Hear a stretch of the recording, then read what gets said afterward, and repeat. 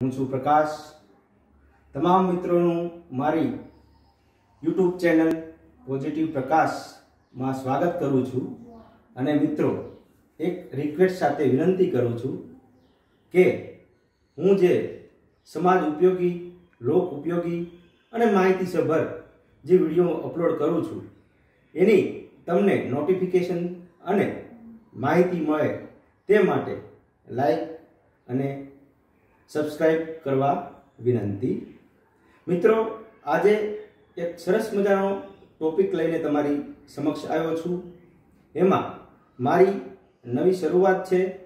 શરૂઆતમાં વાત કરું તો એક સરસ મજાનું એક ટાઇટલ મેં નક્કી કર્યું છે, પસંદ કર્યું છે કે જેમાં અલગ અલગ વિદ્વાનો, સમાજ ઉપયોગી કાર્યો અને કંઈક અલગ પ્રતિભા વ્યક્તિ વિશેષ ધરાવતા હોય એવા લોકોને હું રૂબરૂ થઈ અને મળી એ લોકોને મળવું તો છે, પણ પછી પાછા મળ્યા પછી પણ તેમને માણવાની વાત છે. તો જે ટાઇટલ છે બહુ રસપ્રદ છે અને ખરેખર એ ટાઇટલને સાર્થક કરીએ છીએ આપણે. વાત કરીશ ટાઇટલની તો તમારા જે ઇંતજાર છે એને હું પૂર્ણ કરું છું. ટાઇટલનું નામ છે માણવા જેવા માનવી. અગેન ફરીથી વાત કરીશ, માણવા જેવા માનવી. હવે માણવા જેવા માનવી, તમને પ્રશ્ન થશે કે સાલું અત્યાર સુધી તો મળવા જેવા માણસ સાંભળ્યું છે, મળવા જેવા માનવી સાંભળ્યું, પણ માણવા તો આપણે તમે એક દાખલા તરીકે ફોર એક્ઝામ્પલ વાત કરીએ કે પ્રકૃતિને જોઈ અને પ્રકૃતિને માણી, શરબતને જોયું અને શરબતનો ટેસ્ટ કર્યો હતો. સેમ અહીંયા પણ એવી જ કંઈક થિયરી સાથે હું તમારી સમક્ષ હાજર થયો છું. અને માણવા જેવા માનવી આ ટાઇટલ નીચે આપ મારી યુટ્યુબ ચેનલમાં અને પોઝિટિવ પ્રકાશ ચેનલમાં આ સરસ મજાના વિડીયો સાથે હું આ નવી શરૂઆત કરું છું. અને શરૂઆતમાં મિત્રો વાત કરું તો જેમના થકી હું અહીંયા સુધી પહોંચ્યો છું અને હર હંમેશ, મારું નામ તો પ્રકાશ છે, પણ મારા જીવનમાં ડગલે અને પગલે પ્રકાશ પાથરી અને મને જીવન ઘડતરના પાઠો શીખવ્યા એવા વ્યક્તિ વિશેષ, વ્યક્તિ પ્રતિભા અને સમાજ ક્ષેત્રે ખૂબ જ મોટું નામ એવા મારા આદરણીય ગુરુજન, જેમને હું આદર્શ માનું છું, જેમની પાસેથી હું ઘણું બધું શીખ્યો છું અને હજી સતત શીખતો રહું છું. અને એક આદર્શ, મારા એક ગુરુ, એક શિક્ષક અને સારા પરમ મિત્ર કહી શકાય એવા તમામ પ્રકારના ગુણોથી સંપન્ન અને વ્યક્તિ વિશેષ સાથે હું તમારા પરિચય કરાવું છું. અને એમને સાથે આપણે મળીશું કે અને એમની સાથે તેમના વિચારો શેર કરશું, વાત કરીશું, એમના આખા જીવન દરમિયાન જે જે એક્ટિવિટી કરી છે એ એક્ટિવિટીને આપણે માણીશું અને એમને પણ આપણે માણીશું. તો માણવા જેવા માનવીમાં આપણે આગળ વધીએ અને એવા વ્યક્તિ વિશેષ, પ્રતિભા સંપન્ન અને મારા આદર્શ ગુરુ ડોક્ટર વિપિન મકવાણા સાહેબ સાથે આપણે પરિચય કરાવું. નમસ્કાર સાહેબ. નમસ્કાર. તમારું મારી યુટ્યુબ ચેનલમાં સ્વાગત છે સાહેબ. અને હા, અને સ્વાગત છે. તમે અહીંયા પધાર્યા એ બદલ પણ મને હર્ષની લાગણી છે અને તમે મને કિંમતી સમય આપ્યો. બીજું, મને લાયક સમજો, મારી શરૂઆત મને બહુ ધન્ય સમજુ છું કે શરૂઆતમાં મારા ગુરુજન સાથે શરૂઆત થાય છે અને એમના આશીર્વાદ થકી હું આ ક્ષેત્રમાં આગળ વધવા માંગીશ. તો સાહેબ, આપણે ચર્ચા દરમિયાન અલગ અલગ ક્ષેત્રોમાં વાત કરીશું. તમારા જીવન પ્રસંગોથી માંડી તમે કઈ રીતે આગળ વધ્યા એની આપણે ટૂંકી ચર્ચા કરીશું. તો શરૂઆતમાં સર, તમારો પરિચય આપો. મેં તો થોડી વાત કરી છે પરિચયમાં કે લેખકથી માંડી વ્યક્તિ વિશેષ પ્રતિભા છે, પણ તેમ છતાં તમારા મુખે કંઈક અલગ જ પરિચય હોય છે. તો મિત્રો, આપણે ડોક્ટર વિપિન મકવાણા સાહેબને જ વિનંતી કરીશું પોતાનો સાહેબ પરિચય આપે. આમ તો પ્રકાશભાઈએ મારો પરિચય સરસ રીતે કરાવેલો છે અને આજે મને સૌથી ખુશી થાય છે એટલા માટે કે જ્યારે હું એમનો અધ્યાપક હતો એ વખતે એમની પરીક્ષા હું લેતો હતો. આજે તમે એમને જોઈ રહ્યા છો, બરોબર પ્રશ્નોનું લાંબુ લિસ્ટ લઈ અને આજે ખરેખર મારી પરીક્ષા કરવા માટે આવ્યા છે. એટલે સરસ. સૌથી પહેલાં આનંદ સાથે એમને અભિનંદન. મારો પરિચયમાં મારું નામ વિપિન મકવાણા અને હું આણંદ તાલુકાના બોરસદ આણંદ જિલ્લાના બોરસદ તાલુકાના વાલવડ ગામનો વતની મારું પ્રાથમિકથી એટલે પ્રાઇમરીથી લઈ અને છેક PhD સુધીનું શિક્ષણ એ મહાત્મા ગાંધી સ્થાપિત ગુજરાત વિદ્યાપીઠમાં થયેલું છે. ગાંધી વિચાર, ગ્રામ વિકાસ, પર્યાવરણ એ મારા રસના વિષયો છે. હું સ્ટુડન્ટ હતો ત્યારથી જ પ્રકાશભાઈ જે રીતે વાત કરી એ રીતે મને લખવાનો ખૂબ શોખ, લખવાની ટેવ એ હજી પણ મેં જાળવી રાખી છે. અને એ સિવાય પ્રકાશભાઈ જેવા, એટલે હવે તો પ્રકાશભાઈ અમારા વિદ્યાર્થી નથી રહ્યા, પણ એવા ઘણા બધા મિત્રો સાથે અભ્યાસ પછી પણ હું સંપર્કમાં છું અને એ રીતે યુવાનો મને ગમે છે. સરસ સરસ. હવે સર સરસ મજાનો પરિચય આપ્યો પોતાનો, એમની એજ્યુકેશન બેકગ્રાઉન્ડ, શિક્ષણ પ્રણાલીથી માંડીને ક્યાં ક્યાં શિક્ષણ લીધું તે વાત કરી. પણ તેમ છતાં હજી થોડો શિક્ષણમાં પરિચય અને ફિલ્ડ કાર્યોમાં એમણે શું શું કર્યું છે, કે ફિલ્ડ ક્ષેત્રમાં તમે તમારા શિક્ષણ પછી કઈ રીતે ફિલ્ડમાં આગળ કાર્ય કર્યું સર, એના વિશે થોડો પ્રકાશ પાડી અને શ્રોતાગણને જણાવશો તો વિનંતી. બિલકુલ પ્રકાશભાઈ. એટલે આમ તો મેં વાત કરી એ પ્રમાણે હું ગામડામાંથી જ ઉછર્યો છું, મોટો થયો છું અને સમાજ જીવનના, ગ્રામીણ જીવનના પ્રશ્નોને મેં બહુ નજીકથી જોયા છે. એટલે એ બધા પ્રશ્નોને જોઈએ એટલે નાનપણથી જ એ પ્રશ્નોને દૂર કરવા માટે શું થઈ શકે એવી એક સતત ચિંતા રહેતી હતી. 12મું ધોરણ પાસ થયા પછી વિદ્યાપીઠના જુદા જુદા એકમો વિશે મને ખ્યાલ જ હતો.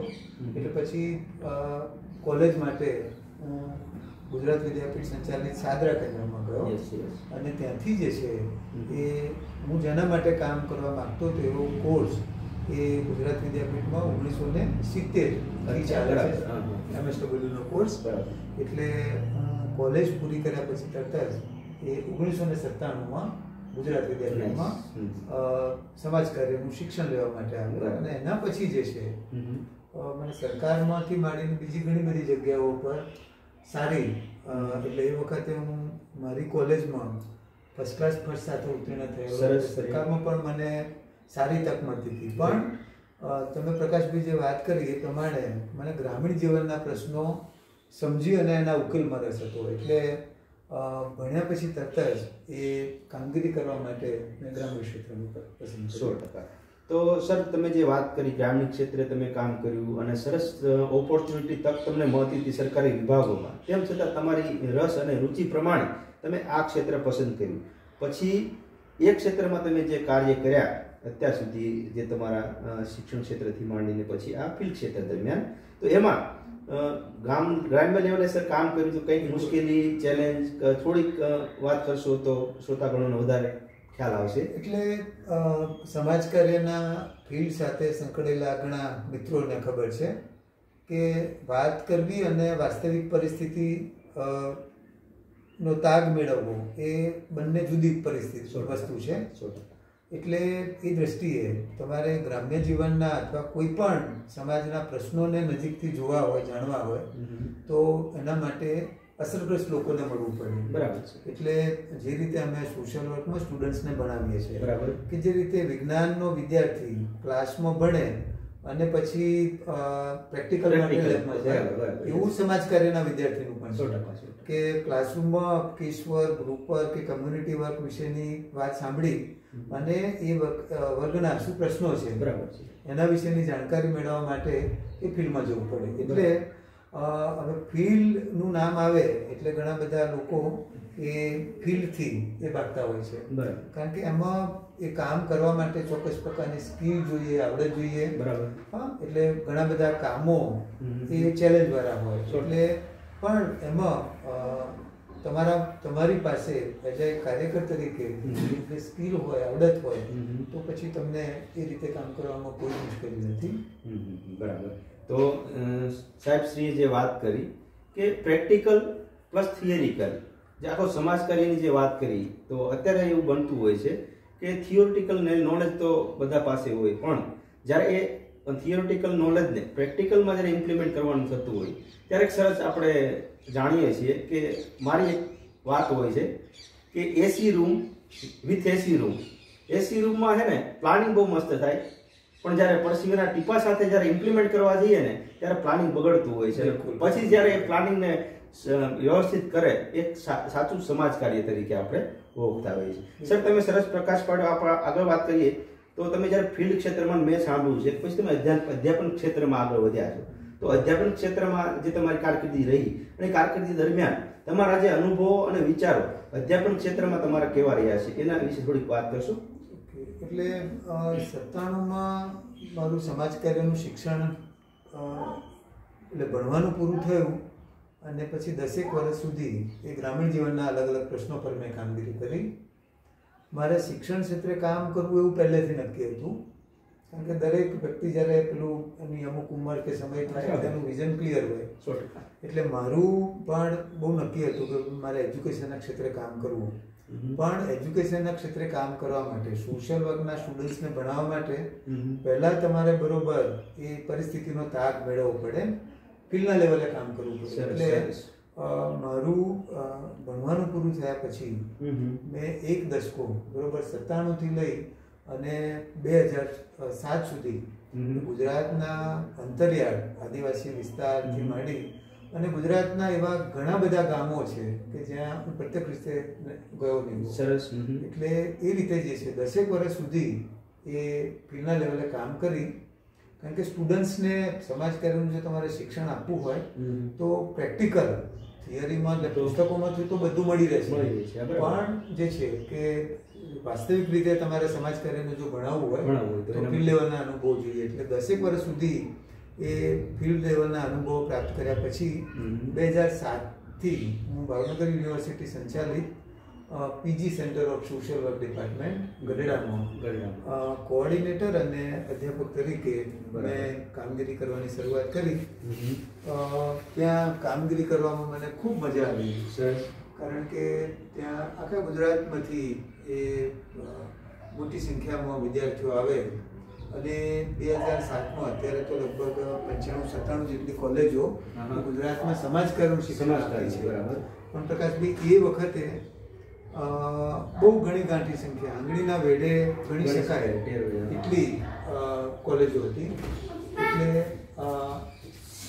એટલે ત્યાં એડમિશન માટે પણ બહુ બધા લોકોની પડાપડી રહેતી હતી અને આખા ગુજરાતમાંથી એ સમાજકારનું શિક્ષણ લેવા વિદ્યાર્થીઓ આવતા હતા.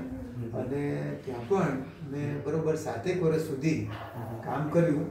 અને કામગીરી દરમિયાન જે છે એ સમાજ કાર્યની એકમાત્ર થિયરી નહીં, પણ છોકરો એ સમાજ કાર્યનો વિદ્યાર્થી એ ફિલ્ડના લેવલે પ્રેક્ટિકલ બને, સમાજના જે કંઈ પ્રશ્નો છે એને ઉકેલવા માટે સંવેદનશીલતા બને. કારણ સંવેદનશીલ બને એટલા માટે કે જ્યાં સુધી લોકોને ઉપયોગી થવા માટેની તમારામાં જો અંદરથી ધગસ કે ઈચ્છા શક્તિ કે અમુક મુદ્દાઓ પર સંવેદનશીલતા પ્રકાશભાઈ ના હોય તો એ નકામું પડે. સેન્સિટાઇઝેશન.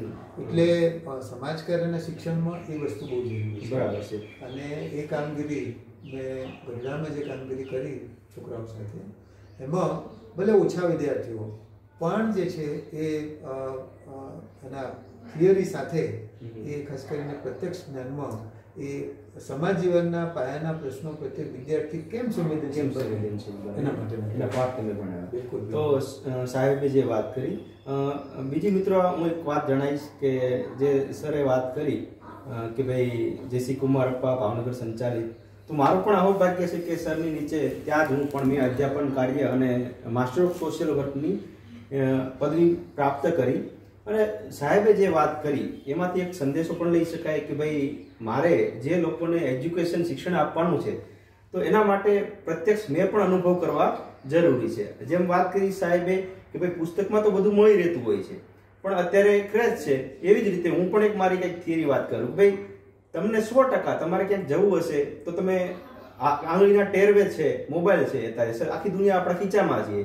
પણ મિત્રો જે પ્રેક્ટિકલની જે વાત છે તો ગૂગલ તમને મિત્રો રસ્તો બતાવશે, 100% રસ્તો બતાવશે. ગૂગલ તમને રસ્તો બતાવશે, સિગ્નલ બતાવશે, પણ જે પ્રેક્ટિકલની વાત છે જો તમારે અંદર ફોર એક્ઝામ્પલ ગૂગલ તમને રસ્તો બતાવે પણ તમારે કેટલા ખાડા, કેટલા ડાયવર્ઝન અને ક્યારે એક્સિડન્ટ અને ક્યારે કૂતરું આડવું પડશે આ બધા અનુભવ કરવા માટે મિત્રો તમારે ચાલવું પડે. ગૂગલ માત્ર રસ્તો બતાવે, કેટલી મુશ્કેલીઓનો સામનો કરવો ને એ તો તમારા રસ્તા પર ચાલવું જ પડે, ચાલવું પડે ને ચાલવું પડે. સરસ મજાની સાહેબે વાત કરી કે મેં પેલા પ્રેક્ટિકલ નોલેજ લીધું. તો સર સરસ, આપણે આગળ વાત કરીએ. મેં સાંભળ્યું છે કે તમે આ શિક્ષણ કાર્ય બાદ દેથલી જે ઉત્તર બુનિયાદી શાળા છે અને નાના બાળકોથી લઈને સેકન્ડરી સુધીના બાળકોનું શિક્ષણ કાર્ય, તો ત્યાં પણ હું પરિચયમાં આવ્યો ત્યારે પણ મને વાત સાંભળી કે ઘણી મુશ્કેલીઓનો તમે સામનો કર્યો અને બાળકોનું સરસ. ગઢડામાં મેં 7 વર્ષ કામ કર્યા પછી મને મારી માતૃ સંસ્થાએ જ એક કામગીરી કરવાની તક આપી અને એમાં ગુજરાત વિદ્યાપીઠ સંચાલિત એક બુનિયાદી વિદ્યાલય જે 1952ના વર્ષથી ખેડા જિલ્લાના માતર તાલુકાના દીથલી ચાલે છે. બરાબર. અને ત્યાં દીથલી અને આજુબાજુના વિસ્તારમાં ખાસ કરીને ઠાકોર અને બારૈયા કોમની વસ્તી વધારે. બરાબર. એટલે મૂળ વિદ્યાપીઠ અને ગાંધી વિચાર આધારિત જે અહીંયા સંસ્થા ચાલુ થઈ એનો મૂળ હેતુ એ જ હતો કે આજુબાજુના લોકોનું શિક્ષણ થાય. એ બધાની સાથે સૌથી મહત્વનું એક એકમ ત્યાં જે ચાલે છે એ વિચરતી અને વિમુખ જાતિના બાળકો માટેની આશ્રમ શાળા. બરાબર. એટલે ગુજરાતમાં જે બાળકો જે જ્ઞાતિઓ અહીંથી ત્યાં અને ત્યાંથી ત્યાં જે રખડતું અને ભટકતું જીવન જીવે છે એ બાળકો માટે 1967થી ત્યાં આશ્રમ શાળા ચાલે છે અને એમાં લગભગ અત્યાર સુધી આખા ગુજરાતમાંથી 2,500 જેટલા વિદ્યાર્થીઓ ભણી અને અલગ અલગ ક્ષેત્રોમાં કારકિર્દી બનાવી છે. એટલે ત્યાં આગળ બુનિયાદી વિદ્યાલયમાં આજુબાજુના 10-15 ગામના બાળકો અભ્યાસ કરે છે. વિચરતી વિમુખ જાતિના તો આખા ગુજરાતમાંથી લગભગ મેં તમને કહ્યું એ પ્રમાણે 3,000 જેટલા બાળકો અત્યાર સુધી શિક્ષણ મેળવ્યું છે અને હજી પણ એ બધી પ્રવૃત્તિઓ ચાલે છે. સમાજનો પ્રકાશભાઈ કેટલો વર્ગ એવો છે કે જેના પ્રશ્નો એ બીજી બધી જ્ઞાતિઓ કરતા જુદા પ્રશ્ન છે. રખડતું અને ભટકતું, અંગ્રેજીમાં જેને નોટિફાઈડ ને ડિનોટિફાઈડ કમ્યુનિટી આપણે કહીએ છીએ, એ કમ્યુનિટીના પ્રશ્નો દાખલા તરીકે આજે ધંધાર્થે અમદાવાદમાં ઇન્કમટેક્સ વિસ્તારમાં હોય તો આવતીકાલે એક બીજી જગ્યાએ હોય. એટલે એ રીતે સતત રખડી અને ભટકીને જે બાળકો જે પ્રજા એ પોતાનું ગુજરાન ચલાવે છે. એટલે એ બાળકો માટેનું અસરકારક શિક્ષણ થાય એના માટે સરકાર સંચાલિત આશ્રમ શાળા ચાલે છે. અને એ બાળકો એ મોટાભાગે તમે જુઓ કે શરૂઆતમાં જ્યારે આવતા હોય એ વખતે એના પ્રશ્નો જ્યારે હોસ્ટેલમાં આવે છે એ વખતે પણ બહુ જુદા પ્રકારના હોય. પણ અમે ત્યાં આગળ બુનિયાદી શિક્ષણમાં તો ત્યાં જાતે બધું રહેવાનું બધું હોય. એક શિક્ષક તરીકે, વ્યવસ્થાપક તરીકે જ્યારે બાળકોને આપણે અસરકારક વાતાવરણ આપીએ છીએ તો એ રીતે બાળકો સરસ રીતે ત્યાં રહેતા હોય છે, શીખતા હોય છે. અને જે કાર્ય કર્યું દેથલીમાં ખરેખર પ્રશંસનીય અને સરાહનીય અને ડિફિકલ્ટ તો સાહેબ છે. પ્રકાશભાઈ, એમાં વચ્ચે તમે મને પ્રશ્ન પૂછ્યો તો પણ હું વાત કરવાનું ભૂલી ગયા. ગામ હોય, ગામની નજીક સ્કૂલ હોય, ત્યાં ગામના લેવલે પણ પ્રશ્નો 100% છે. એટલે જ્યારે દીથલીનો ચાર્જ મને આ બધા પ્રશ્નોની વચ્ચે જ આવેલો. પણ તમે એટલે એમાં ગામ અને સંસ્થા સાથે એ નાના મોટા પ્રશ્નો, દાખલા તરીકે હવે ગામ જ્યારે એટલે સંસ્થા સ્થપાઈ હોય એ વખતે ગામથી દૂરનો વિસ્તાર હોય પણ જે રીતે વસ્તી વધે એટલે આજુબાજુ પછી વસવાટ ઊભા થાય એટલે નાના મોટા પ્રશ્નો. બરાબર. પણ એ બધામાં આપણે એઝ અ સોશિયલ વર્કર તરીકે સમાજ કાર્યમાં જે આપણે શીખવીએ છીએ કે કોઈ પણ કામ અથવા કોઈ પણ પ્રકારની સમસ્યાઓમાં તમે જો લોકોને ભાગીદાર કરો, લોકોના પ્રશ્નો સૌથી પહેલા શું છે એઝ અ કાર્યકર આપણે સમજીએ અને પછી સામેની વ્યક્તિ પણ શું ઈચ્છે છે એના પણ આપણે પ્રતિભાવો લઈએ. જે ગાંધીએ આઝાદી મેળવવાના આંદોલન દરમિયાન સરસ રીતે આ બધી બાબતોનું એમને અનુસરણ કરેલું. અંગ્રેજો સાથે જે બધી જ કામગીરી કરી એમાં તમે જુઓ કે બહુ આખી વસ્તુ બધી જ કામગીરી પારદર્શક હોય, જે કંઈ કરવાનું હોય બધું ખુલ્લું હોય. અને એ જ ગાંધીયન સ્ટાઇલથી મેં દેખલીના લેવલે ગ્રામીણ એના જે કંઈ પ્રશ્નો હતા તો લોકો સાથે મળી. કારણ કે પહેલાં વ્યવસ્થાપક તરીકે એક તકલીફ એવી થાય, લોકોને સંસ્થાનું સંચાલન કરતા હોય એટલે એવું કે ભાઈ આ તો સંસ્થાના કે વિદ્યાપીઠના માણસ છે. પણ જ્યારે પ્રકાશભાઈ સંસ્થામાં મેં ચાર્જ લીધો એ વખતે પહેલું ગામના લોકોને મેં એ વાત કરેલી કે હું સંસ્થાનો અને તમારો ગામનો એ બંનેનો પ્રતિનિધિ છું. મારે ગામના અને સંસ્થાના એ બંને પ્રકારના પ્રશ્નોનું પ્રતિનિધિત્વ રાખવું છે. અને એમાં ખાસ કરીને જે નાના મોટા પ્રશ્નો, એ આખી બહુ લાંબી વાત છે, પણ નાના મોટા જે કંઈ પ્રશ્નો હતા એમાં ગામના લોકોની એક આખી કમિટી અને ગ્રામના આગેવાનો સાથે વાતચીત કરી અને શું ગામના લોકો ઈચ્છે છે બરાબર, અને એ રીતે આખી કામગીરી કરી તો લગભગ મોટાભાગના પ્રશ્નો જે છે એ લોક ભાગીદારી સાથે એ સરસ રીતે એ ઉકેલી શકાય હતા. એટલે તમે લોકોને જોડો. હા, એટલે ગ્રામીણ સમાજના, એટલે દેખલી તો આજની ચર્ચામાં નિમિત્ત છે, પણ મોટા ભાગે જે કંઈ સમાજ જીવનના નાના મોટા પ્રશ્નો ઉપસ્થિત થાય છે એમાં લોકોની ભાગીદારી તમે લો, હકારાત્મક વલણ સાથે લોકોને પૂછો તો ચોક્કસ એ રીતે લોકો પણ એમાં ભાગીદાર થઈ શકે છે. સરસ. જે દેથલીમાં કાર્ય થયું એ તો એક સાબે જે વાત કરી કે એક નિમિત્ત છે, પણ જ્યારે વિશ્વ ફલકની વાત હોય કે મોટા ફલકની વાત હોય ત્યારે આપણે પણ જાણીએ છીએ કે, અને ખાસ કરીને સમાજ કાર્યમાં લોક ભાગીદારીની સરસ વાત કરી તો એમાં એક કન્સેપ્ટ ક્લિયર થતો હોય, એક કન્સેપ્ટ આવતો હોય કે પોતાપણાની ભાવના આવતી હોય. કારણ કે એમાં જ્યારે આપણો હિસ્સો હોય છે ત્યારે આપણને પોતાપણાની ભાવના આવે. કાંઈ નહીં તો એક વૃક્ષ વાવ્યું હોય અને જો એને કોઈ પાંદડું તોડતું હોય ને તો એમાં આપણને એમ થતું હોય કે ભાઈ તું ના કરીશ, કારણ કે તમે એમાં પાણી સિંચન કર્યું છે, પોતે તમે બીજ રોપ્યા છે. એટલે આવી રીતે જ્યારે નાનામાં નાનું એક બીજનું તમે જો વાવેતર કર્યું હોય અને એના જ્યારે પાંદડાને કોઈ તોડતું હોય ને ત્યારે આ લાગણી બહુ ઉત્પન્ન થતી હોય છે. હવે આગળ જે વાત કરીએ સાહેબ, એ પહેલાં એક પ્રશ્ન હું લઈશ એજ્યુકેશનનો, કે તમે આટલા ક્ષેત્રોમાં અલગ અલગ કાર્યો કર્યા છે. એનું ટાઇટલ તો સમાજ કાર્ય છે અને સમાજ કાર્યનું ક્ષેત્ર જ છે, પણ તમે જે પીએચડી લેવલનું સંશોધન કર્યું અને પીએચડીની જે પદવી તમે પ્રાપ્ત કરી, તો એમાં તમારું ટાઇટલ અને તમે અધ્યયન અને રિસર્ચ સંશોધનનો તમારો મુખ્ય સબ્જેક્ટ કયો હતો અને એક ક્ષેત્રની પસંદગી તમે શા માટે એના પર ઉતારી, એના વિશે થોડા પ્રકાશ પાડો તો. બહુ સરસ સવાલ તમે પૂછો.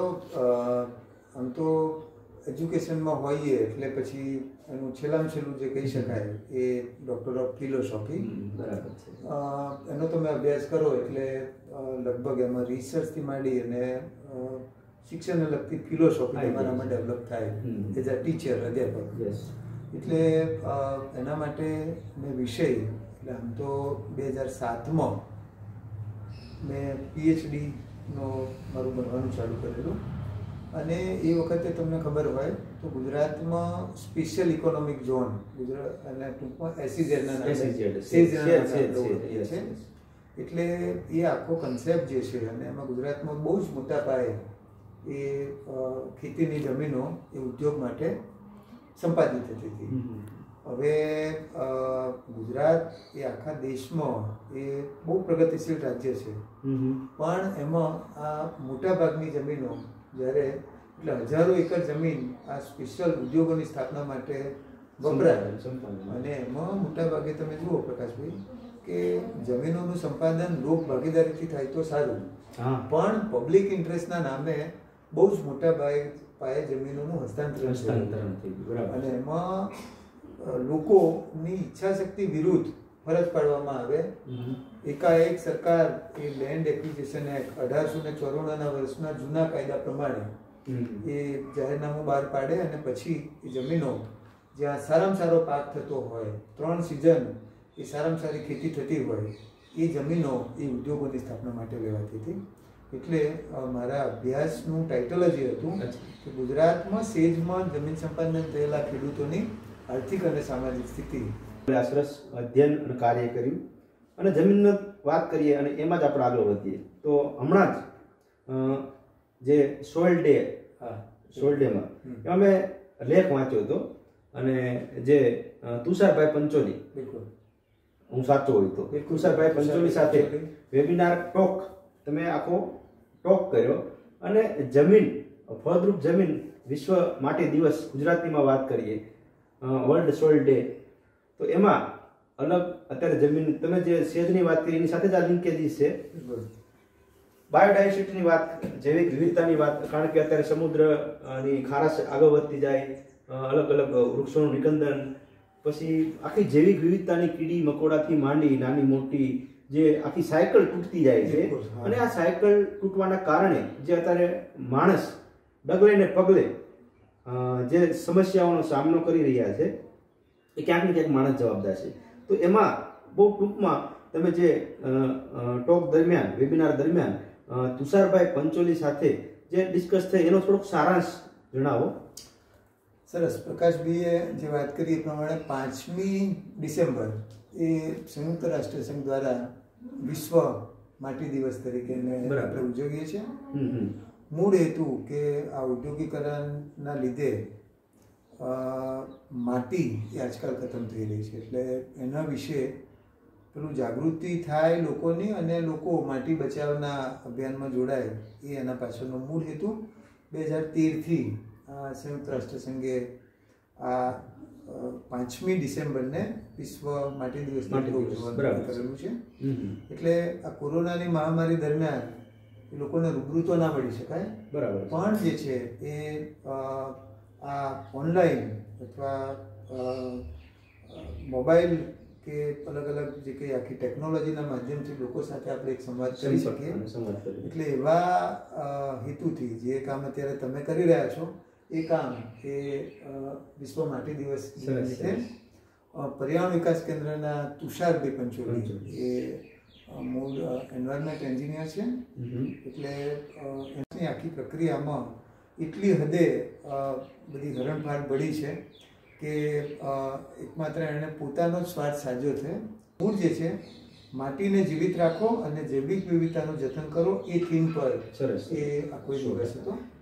સરસ. બાયોડાયવર્સિટીમાં પણ સરસ તમારા પ્રયાસથી માંડી અને કાર્યો છે સાહેબ.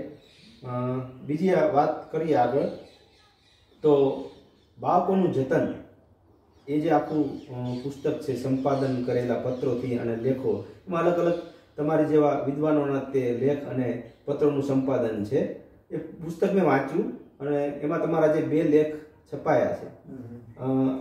હા બરાબર.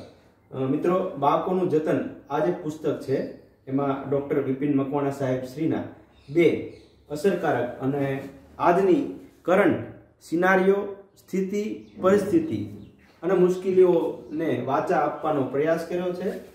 અને એમાં આગળ શું થઈ શકે, મુશ્કેલીઓ, નિવારણ, તો એમાં 2 લેખ આપેલા છે. એમાં વાત કરીશ તો અત્યારે તમામ વિશ્વના લોકો, દુનિયાના લોકો જે મહામારી પેન્ડેમિકનો સામનો કરી રહ્યા છે, તમે અને હું જાણીએ છીએ, કોરોના મહામારીમાં સમાજ કાર્ય કઈ રીતે ઉપયોગી થાય એના એક અધ્યયનના ભાગરૂપે સાહેબશ્રીએ પ્રકાશ પાડ્યો છે. તો એની ટૂંકમાં આપણે ચર્ચા કરી અને એમાં કઈ રીતનું તમે લખાણથી માંડી અને વિચારો રજૂ કર્યા છે સાહેબ, થોડીક ચર્ચા કરો. એટલે પ્રકાશભાઈએ જે વાત કરી એ પ્રમાણે કોરોના એ આખી વૈશ્વિક મહામારી છે અને એમાં આખું વિશ્વ એના લીધે અસરગ્રસ્ત છે અત્યારે. હવે એમાં મૂળ જે સમાજ કાર્યની વાત જે છે એટલે એમાં અલગ અલગ કોલેજોમાં મેં હમણાં ઉલ્લેખ કર્યો એ પ્રમાણે ઘણા બધા સામાજિક કાર્યકરો છે. તો અત્યારે જે છે આ કોરોનાની મહામારીમાં ડૉક્ટરો તો કે ભાઈ અમે કોરોના વોરિયર્સ, નર્સ અમે કોરોના વોરિયર્સ, પોલીસ તો કે ભાઈ અમે કોરોના વોરિયર્સ, પણ એમાં એ એઝ અ સોશિયલ વર્કર એ આખી પરિસ્થિતિમાં સમાજ કાર્યનો બહુ મહત્ત્વનો રોલ છે. અને એમાં પ્રકાશભાઈ મેં લેખમાં એક ઉલ્લેખ પણ કરેલો છે કે આ કોરોનાની મહામારીમાં શરૂઆતના એમાં આખા ગુજરાતમાં પરિસ્થિતિ એ ખાસી વણસેલી અને એમાં હજારો લોકોના મૃત્યુ થતા હતા. હવે મૃત્યુનું કારણ જે છે એ એકમાત્ર ખાલી કોરોના નહીં, કોરોના થવો એક વસ્તુ છે, બરાબર, અને એનો ડર એ બીજી વસ્તુ છે. એટલે કોરોનાનો ડર એ લોકોના મગજમાં આવી થઈ ગયેલો. એટલે કોરોના થશે એટલે મારું મોત થશે જ એવું માનસિકતા લોકોમાં ઘૂસી ગયેલી. એ ડરના લીધે એ લોકોના મોત વધારે થતા હતા. એ દરમિયાન અમે માનસિક આરોગ્યની હોસ્પિટલ સાથે રહી અને શરૂઆતમાં 30 જેટલા છોકરાઓ, બરાબર, ને આપણી ગુજરાત સરકાર એટલે અમદાવાદ મ્યુનિસિપલ કોર્પોરેશન સંચાલિત સિવિલ હોસ્પિટલ, પછી કિડની કેન્સર હોસ્પિટલ એ બધી જ હોસ્પિટલોમાં 30 જેટલા સોશિયલ વર્કરોને મોકલ્યા. ગ્રેટ. અને ત્યાં જે છે એ કારણ કે ત્યાં આગળ હવે કોરોના થાય એટલે તમને ખબર છે કે ત્યાં એકમાત્ર ખાલી હોસ્પિટલમાં દર્દી જ હોય, એના કોઈ સગાવાલા ન હોય. એટલે કોરોના જેવો થયો એવી ખબર પડે કે તરત જ એને હોસ્પિટલમાં લઈ જવાય. એટલે કોરોનાના દર્દીને હોસ્પિટલમાં લઈ ગયા પછી જેની સારવાર થાય એ દરમિયાન એના કુટુંબીજનની ગેરહાજરી હોય, ફોન પર વાત ના કરી શકે, એટલે સતત ચિંતામાં ઘણી બધી વ્યક્તિઓ એ ડિપ્રેશનમાં આવી જાય. એન્ઝાઇટી એનામાં જોવા મળે. ખાય નહીં, કોઈ પ્રકારનું પીવે નહીં, અને સતત જે છે બોલ્યા ચાલ્યા વગર બેસી રહે.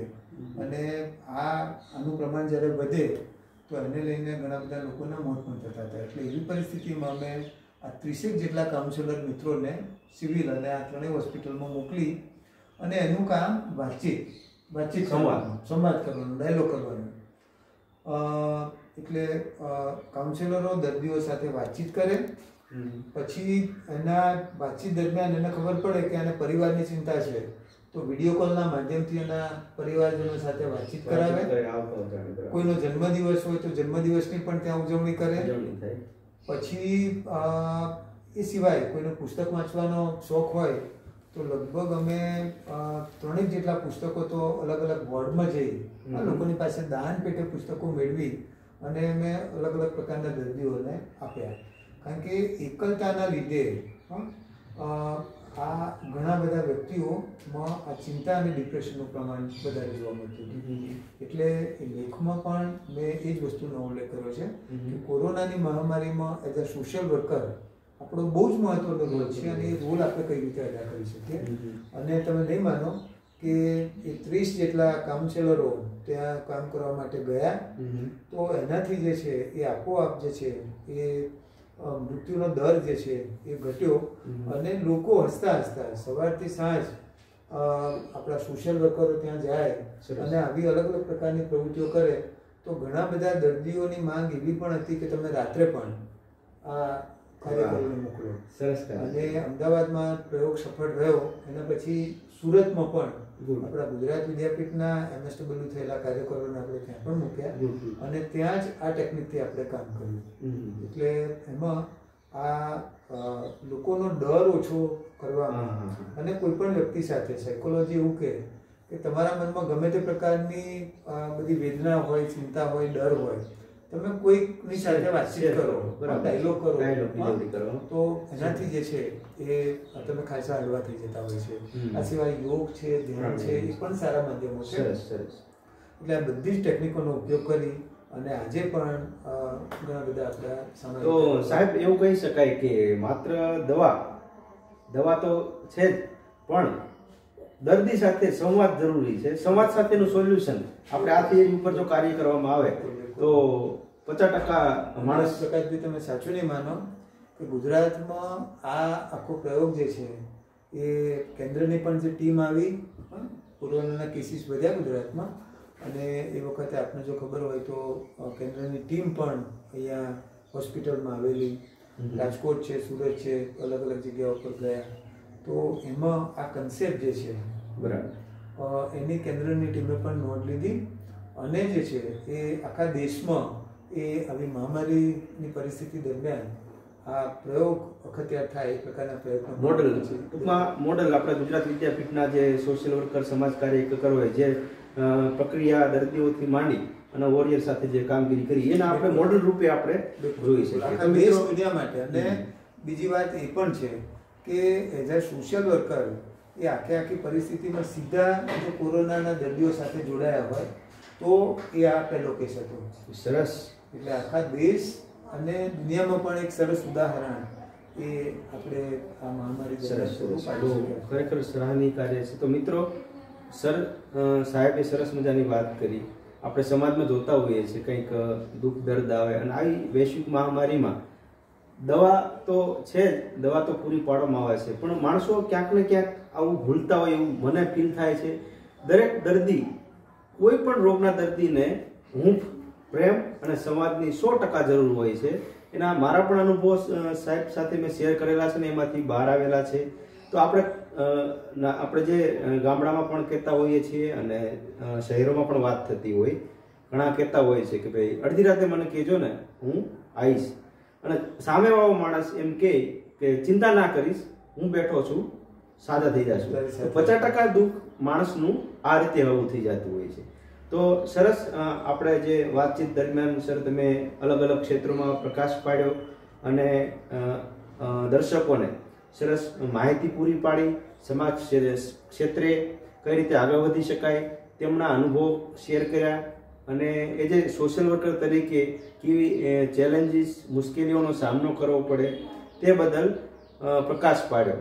તો સર, તમારી સાથે વાતચીત કરી અને તમે તમારો મહામૂલો કિંમતી સમય ફાળવ્યો અને શરૂઆતમાં મને લાયક સમજી તમારા સ્ટુડન્ટ, મિત્ર, વિદ્યાર્થી તરીકે મને આ મોકો આપ્યો એ બદલ ખરેખર અંતઃપૂર્વક અને દિલથી આભાર માનું છું. Thank you. પ્રકાશભાઈ, આપનો thank you sir. Thank you.